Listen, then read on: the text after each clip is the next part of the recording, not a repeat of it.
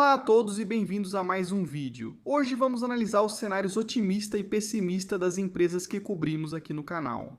Algumas delas eu tenho na minha carteira, algumas delas vocês também têm nas suas carteiras. Empresas de software, empresas de tecnologia, fintechs, empresas lucrativas e não lucrativas. Porque agora, como vocês sabem, há muitas oportunidades no mercado. Podemos cair mais? Infelizmente sim, sempre podemos cair mais. Mas também podemos subir, não sabemos. O que sabemos é que, quando olhamos para uma determinada empresa, já conseguimos determinar se é um bom preço ou não para comprarmos aquele nome. Agora, para chegar a essa conclusão, você precisa entender o negócio, precisa entender o cenário otimista e o cenário pessimista para essa empresa específica. Então é exatamente isso que vamos fazer neste vídeo. Agora, eu estou fora neste momento, então este vídeo foi pré-gravado. Eu estou em Miami. Eu volto na terça-feira, o que significa que a atualização da carteira só vai acontecer na terça-feira. Mas, novamente, essa semana foi mais curta, então eu não acho que muita coisa mudou na carteira. Então você vai ter que esperar até terça-feira. Justo, de qualquer forma, se você gosta desse tipo de vídeo, aperte todos os botões. Eu realmente agradeço. Se quiser me apoiar ainda mais, dá uma olhada no link aí na descrição. Acabe comentando com as 10 melhores ações para comprar agora ou acesse fullcom/couchinvestor. Muito obrigado, certo? A ação número 1 é, claro, a Salesforce, porque é uma daquelas empresas que são muito lucrativas. E mesmo assim, a ação foi completamente esmagada. Não vou gastar muito tempo falando sobre ela, porque temos falado bastante sobre a Salesforce, então basicamente é isso que estamos vendo aqui com a Salesforce. O fluxo de caixa livre tem subido cada vez mais. Mais recentemente, o total de ações em circulação, é claro, está diminuindo agora. Eles fizeram algumas aquisições aqui e ali, então às vezes você vai ver o número de ações em circulação aumentar um pouco. Mas agora está muito lucrativa. As ações caíram bastante. O número de ações em circulação deve continuar diminuindo. O preço das ações, é claro, caiu bastante agora. O caso otimista e pessimista aqui para a Salesforce é muito simples. Do lado otimista das coisas, você quer ver um crescimento contínuo da força de agentes, talvez até uma aceleração, maior adoção em todos os setores, bons feedbacks dos clientes sobre a força de agentes?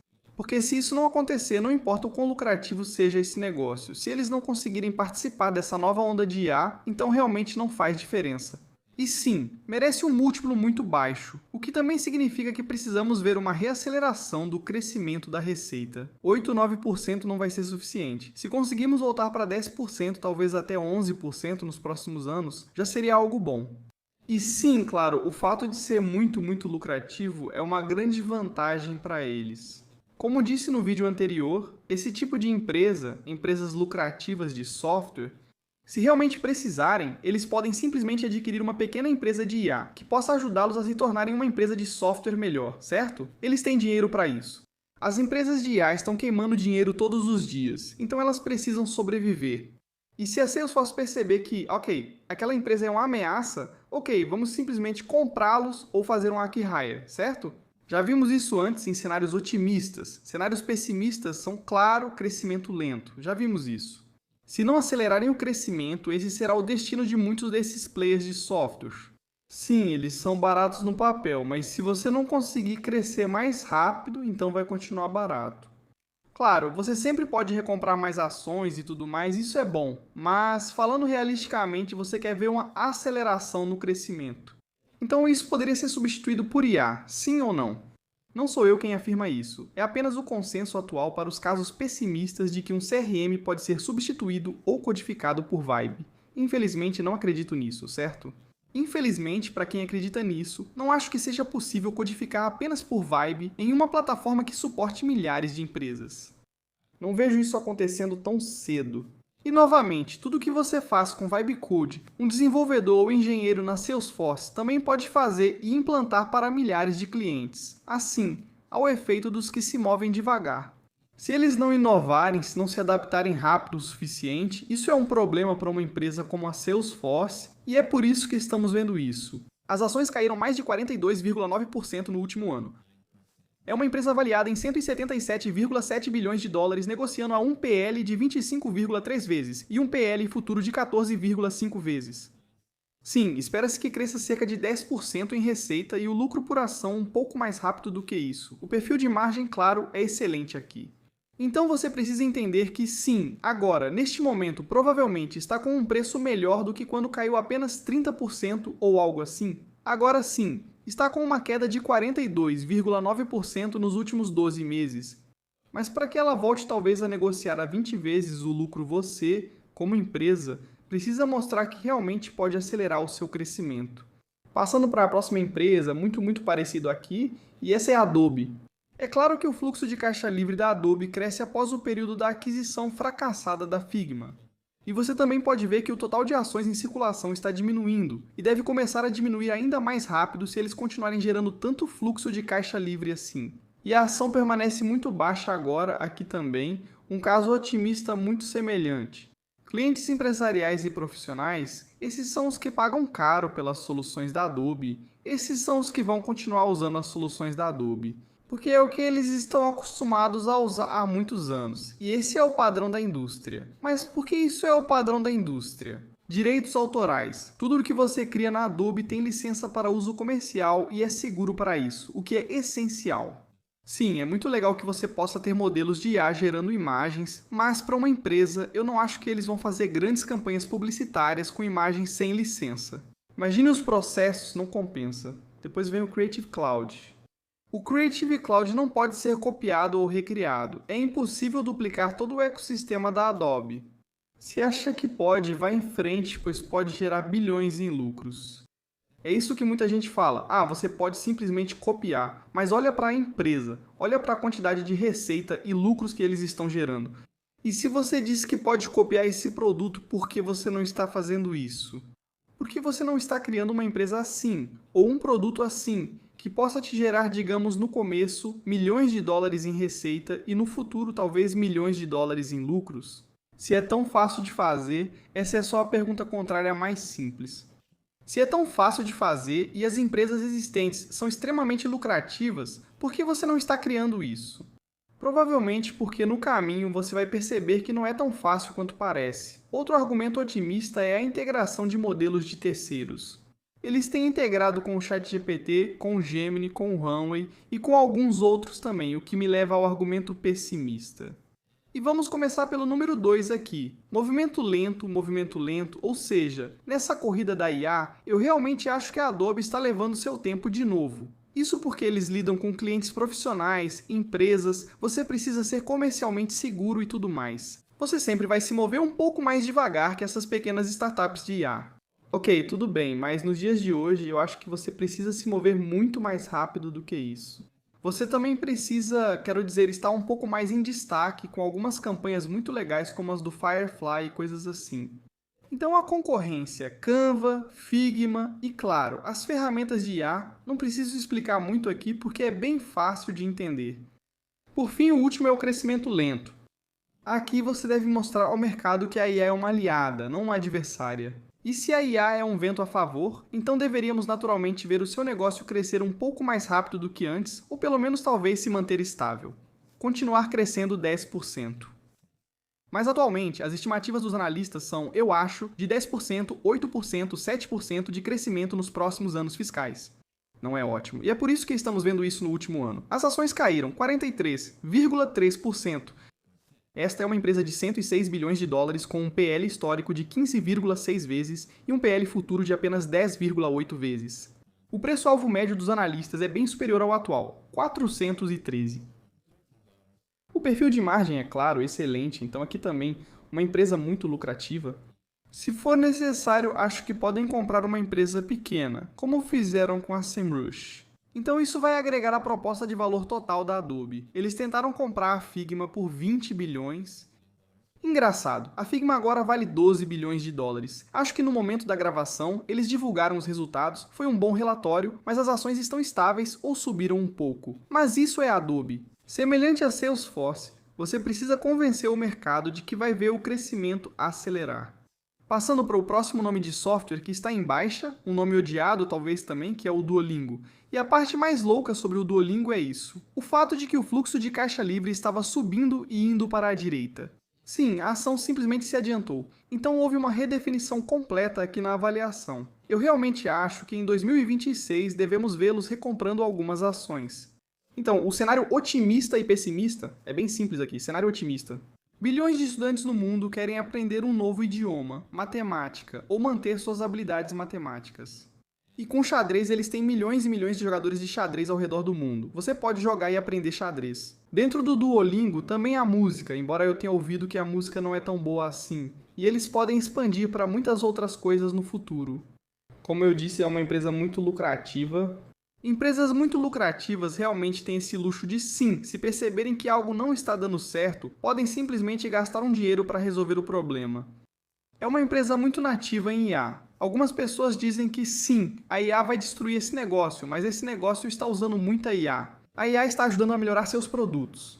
Eles fazem muitos testes A/B para garantir que o produto fique cada vez melhor e que você volte todos os dias para aprender uma nova lição, para manter sua sequência ativa.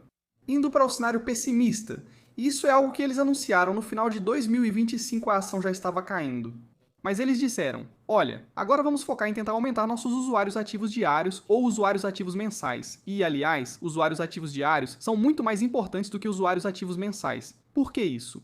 Porque você precisa que os usuários voltem diariamente para aprender um novo idioma, uma nova habilidade. Diário é melhor do que mensal. Então eles querem focar nisso e depois na monetização. E quando o mercado ouve isso, que você não está falando em ganhar dinheiro no curto prazo, não, eles querem garantir que a base continue crescendo e crescendo. E aí sim vão monetizá-los. Agora a questão é que naturalmente a monetização vai acontecer. Porque se você continuar aumentando seus usuários ativos diários, sejam eles gratuitos ou pagos, não importa, porque os gratuitos vão assistir anúncios, o que significa que o Duolingo ganha dinheiro, e se eles comprarem o Duolingo Plus ou Max, bom, eles viram assinantes pagos.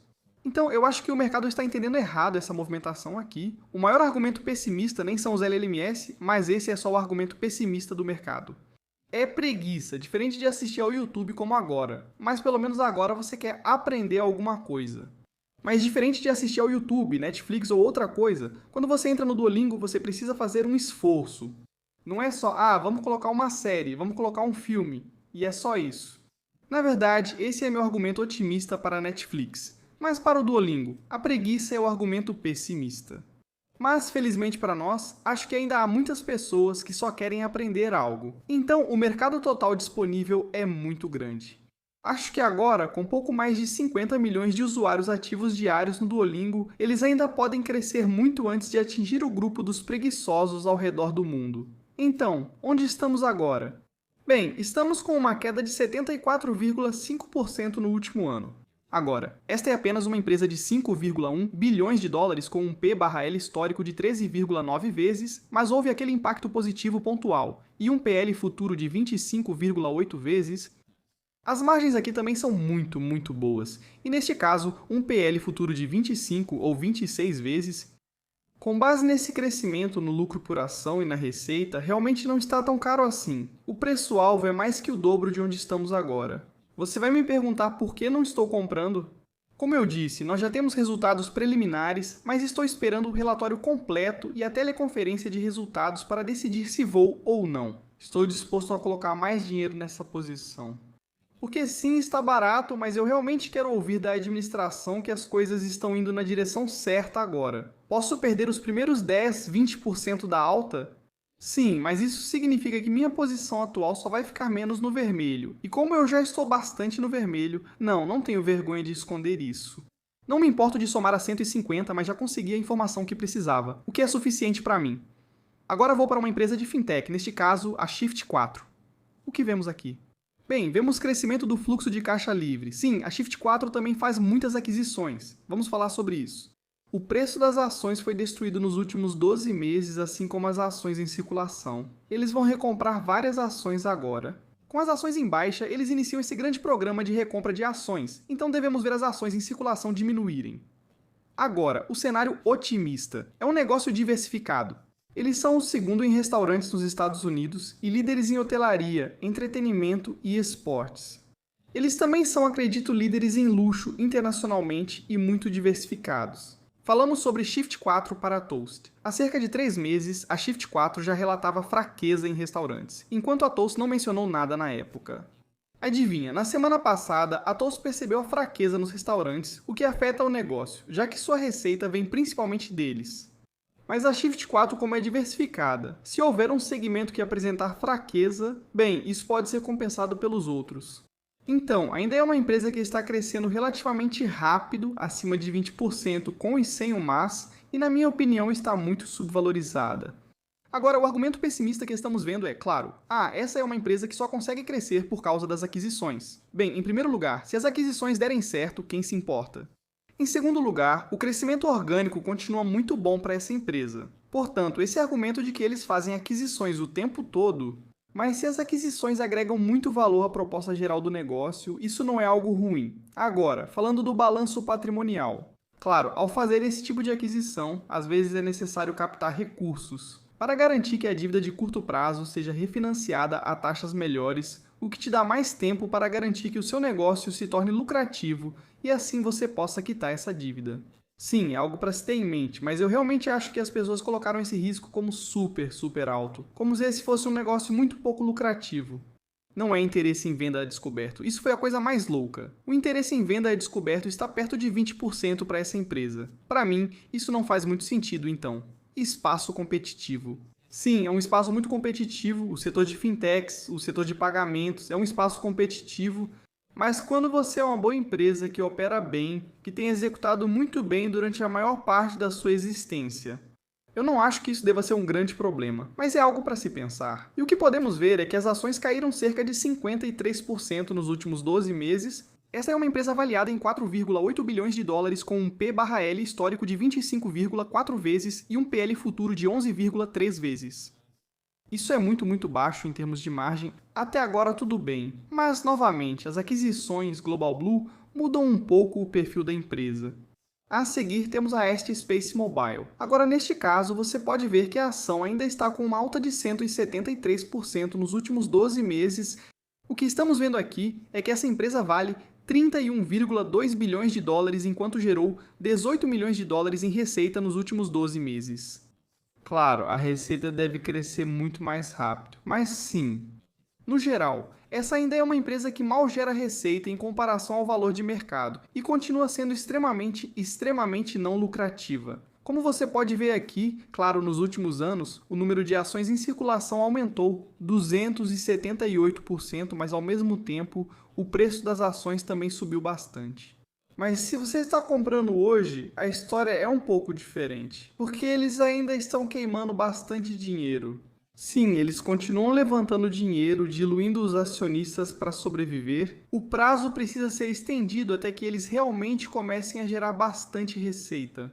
O argumento otimista é que todas as parcerias são estratégicas, enquanto as estratégicas são só de negócios. Isso dá a eles, bem, exposição a, acredito, quase 3 bilhões de usuários no mundo todo, clientes em potencial. Vamos chamá-los de satélites Bluebird, certo? É o fato de que você pode conseguir conexão pelo seu celular, 4G, 5G assim mesmo, sem precisar de hardware externo. Esse é o argumento otimista. Contrato com o governo é, claro, sempre uma boa fonte de receita para se ter, especialmente se você é uma empresa tão pequena com pouca receita, porque um grande contrato com o governo, bem, pode mudar completamente o perfil da empresa. O argumento pessimista, como dissemos, gera quase nenhuma receita atualmente. Isso é um problema. Você vai ter que crescer bem rápido para que, bem, a avaliação faça sentido. Concorrência, SpaceX, Blue Origin, coisas assim, qualquer empresa que queira entrar sempre é algo a se considerar. Queima de caixa e diluição. Acabamos de explicar isso, então não preciso repetir de novo. Seja você um super otimista ou não, precisa entender que neste momento sim, o negócio precisa crescer extremamente rápido, primeiro para alcançar a avaliação e segundo, para garantir que a queima de caixa não faça um buraco no bolso deles. Caso contrário, eles vão voltar ao mercado, levantar ainda mais dinheiro e diluir os acionistas mais uma vez. Mudando completamente para uma das melhores empresas do planeta, que é, claro, a Amazon. Agora com a Amazon vimos aqui, e estamos vendo, os gráficos mais insanos. Aqui está o fluxo de caixa livre dos últimos 12 meses. Podemos ver um período em que o fluxo de caixa livre foi negativo em 29,7 bilhões de dólares. Depois vemos um período aqui em que chegamos a mais de 40 bilhões de dólares. E agora estamos voltando tudo para baixo. Agora a Amazon, como você sabe, é uma das únicas grandes empresas de tecnologia que ainda não recompra nenhuma ação. Agora, o que também vimos foi isso, o enorme aumento no CAPEX, e sabemos que o CAPEX vai ser de 200 bilhões de dólares em 2026. E, portanto, é novamente muito possível que o fluxo de caixa livre seja negativo em 2026. A menos que vejamos uma aceleração significativa no crescimento da AWS. E isso talvez possa equilibrar as coisas. Mas eu não ficaria surpreso se o fluxo de caixa livre de 2026 da Amazon for negativo. Agora, se você olhar para o panorama geral, sim, a margem de lucro bruto nos últimos anos aumentou, mas a margem de fluxo de caixa livre, como você viu, enquanto esse grande plano de capex continuar crescendo e crescendo, bem, ela vai voltar para 0%. Mas, eventualmente, quando virmos a AWS continuar crescendo enquanto o crescimento do capex desacelera, deveremos ver essa linha começar a se recuperar. Esse é o argumento otimista e pessimista para a Amazon. Otimista pelo crescimento da AWS, do mercado total e do ecossistema. Muito fácil de entender. O argumento pessimista é o aumento do capex. Qual que é o retorno sobre o investimento em tudo isso, em toda essa história de IA? E então, sim, neste caso, a aceleração contínua do crescimento da AWS. Essa é a que vejo agora. E perguntamos, e quanto a uma recessão? Bem, durante a recessão, as pessoas vão procurar a empresa, o site, seja o que for, que tenha o menor preço e o melhor serviço. Adivinha só, é isso que a Amazon.com é, então, com recessão ou não, para mim, a Amazon continua sendo uma vencedora. Agora, infelizmente ou felizmente para nós, podemos falar sobre a Amazon o dia todo. É uma empresa incrível e tudo mais. Mas como você pode ver, no último ano ela caiu 9,7%. Nos últimos 3 anos, a ação subiu 116%, mas nos últimos 5 anos subiu apenas 23%. E então, agora, o que temos aqui é uma empresa de 2,1 trilhões de dólares com um PL passado de 28 vezes e um PL futuro de 25 vezes. Se olharmos aqui para EV sobre vendas, EV sobre EBITDA, coisas assim, está ficando bem baixo. Quero dizer, alguns vão dizer que são níveis historicamente baixos para essa empresa. E sim, novamente, a Amazon. Eu não acho que você possa errar tendo a Amazon na sua carteira. Isso me leva à AMD, anteriormente conhecida como Advanced Money Destroyer, AMD. A ação ainda está com uma alta de 75% nos últimos 12 meses, mas está passando por uma queda de 24% neste momento. Esta é uma empresa sendo negociada a 77,8 vezes o preço, lucro passado, mas apenas 26,5 vezes o preço, lucro futuro. As margens, é claro, estão melhorando. Esta é uma empresa de 331 bilhões de dólares e o preço-alvo médio dos analistas está em 287 dólares por ação, o que é um valor consideravelmente maior do que estamos agora, cerca de 40% a mais. Fulano com a AMD, o que estamos vendo aqui? Bem, o que vimos com Nvidia, mas em uma escala bem menor por enquanto. E é aqui que vemos uma boa aceleração no crescimento do fluxo de caixa livre. O número de ações em circulação, por enquanto, permanece mais ou menos estável, embora tenha aumentado cerca de 34% nos últimos 5 anos. Acredito que, com o aumento da lucratividade, veremos o número de ações em circulação se manter ou até diminuir. Em termos de margem, sim, em termos de margem agora, margem bruta de lucro, devemos continuar voltando para a faixa dos 50%, talvez mais perto de 60%. Quanto ao restante aqui, desde as mínimas em 2024 vimos uma melhora geral, seja na margem de fluxo de caixa livre, margem de lucro líquido ou margem operacional. E eu espero que isso continue agora. Cenário otimista e pessimista, bem rapidamente aqui. Cenário otimista é ser o segundo maior vencedor em IA depois da Nvidia, o que também significa conquistar uma fatia desse mercado enorme, enorme, não só de GPU, mas também de CPUs. Então, quanto ao cenário pessimista, qualquer atraso, qualquer erro de execução, coisas desse tipo, são ruins para a empresa, ruins para as ações, ruins para a reputação. Aí você tem, claro, a concorrência, seja a Nvidia ou qualquer outra grande empresa que, bom, gostaria de ter seus próprios chips personalizados. Isso é algo que você precisa saber. E aí vem a taxa de adoção, quão rápido eles conseguem, claro, aumentar a produção, escalar o M400 ou M500 e qual é a taxa de adoção. Quantos chips estão indo para a Meta? Quantos chips estão indo para a Oracle? Quantos chips estão indo para todos os outros clientes por aí? Até agora não ouvimos muita coisa, embora os resultados do negócio falem por si, certo? Se continuarmos crescendo e crescendo, tudo bem. Devemos começar a ver algumas divulgações na imprensa e coisas desse tipo. Talvez sim, talvez não. Eu prefiro apenas ver o negócio crescer 2 dígitos ou até mais. Acho que isso seria muito melhor do que ter ações de marketing a cada 2 meses. E então, você achou que eu ia esquecer de falar sobre o PayPal?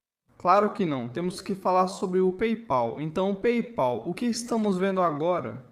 Claro, o número de ações em circulação vem caindo a uma taxa composta anual de 5%, mas está acelerando o fluxo de caixa livre.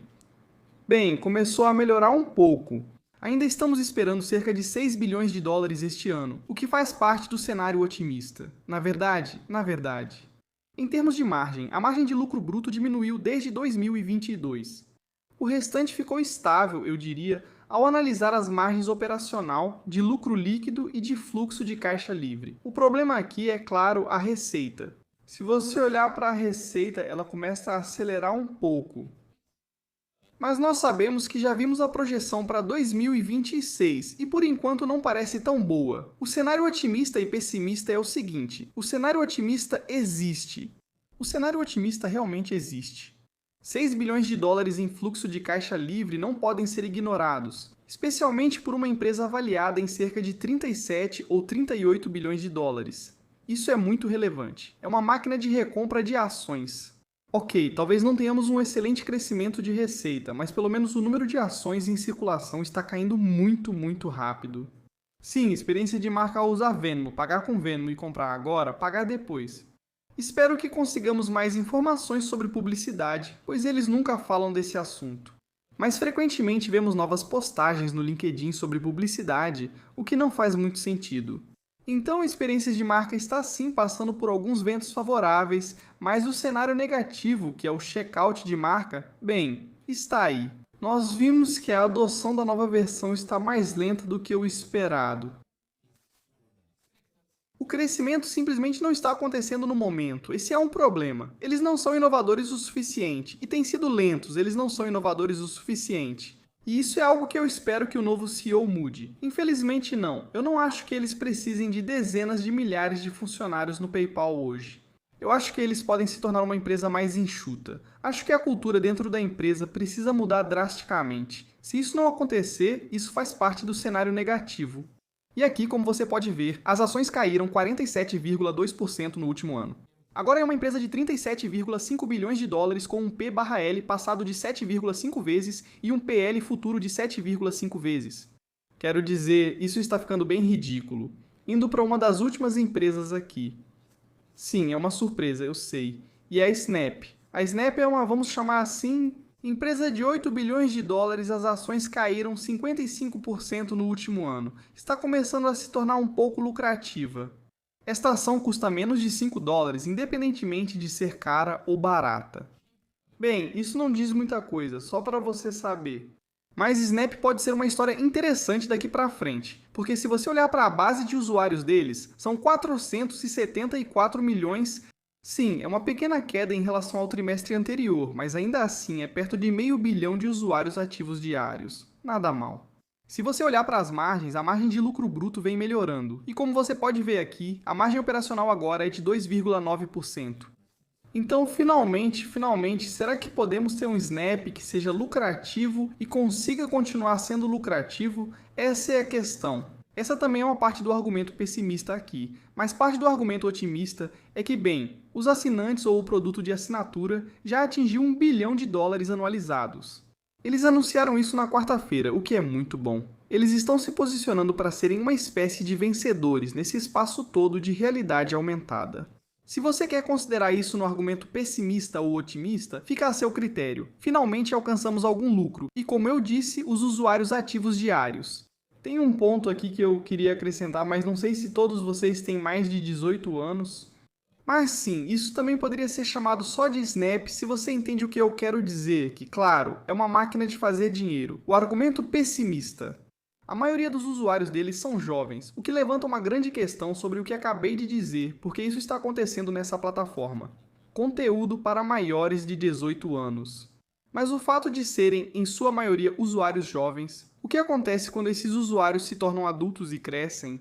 E eles não querem mandar mensagens para as pessoas, apenas enviando um texto que desaparece ou uma foto que desaparece. Eles querem ser como pessoas normais. Usar o WhatsApp ou iMessage, o que acontece com essa base de usuários? Ela desaparece ou permanece no Snap. Além disso, o modelo de publicidade. Por enquanto, o retorno sobre o investimento está bem longe do que você consegue na Meta e no Google, e deveria estar melhorando. E se não estiver bem, adivinha só? Provavelmente você não continuará lucrativo por muito tempo. ou pelo menos não será tão lucrativo. Agora, passando para o último e um dos meus nomes favoritos em cibersegurança, que é a Rubrik, que eu possuo. Como você pode ver, esse é o crescimento da receita agora. No último trimestre, o que tivemos aqui foi 48%.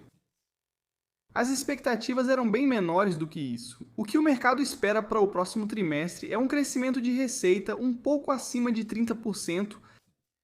Rubrik já nos disse que espera superar todas as próprias expectativas.